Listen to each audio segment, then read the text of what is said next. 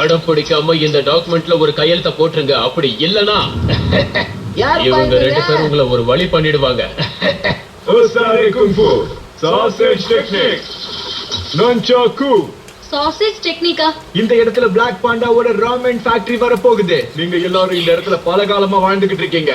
அதனால உங்களை இங்க இருந்து வெளியேற்றுறதுக்கு தான் நாங்க இங்க வந்திருக்கோம். உங்க எல்லாராலையும் தான் இந்த மொத்த இடமும் வேஸ்டா போயிட்டு இருக்கு. ஏன் நீங்க இந்த மாதிரியா? இல்ல கொஞ்சம் பொறு. பூனியோட டீச்சிங்ஸ் ஞாபகம் வச்சுக்க என்ன? சரி. இங்க பாருங்க, ஒழுங்கு மரியாதையா நீங்க எல்லாம் இங்க இருந்து போயிடுங்க.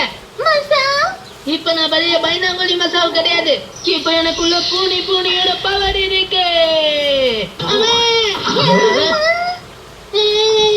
அம்மா, நீ என்ன பரதநாட்டியம் ஆட நினைச்சியா?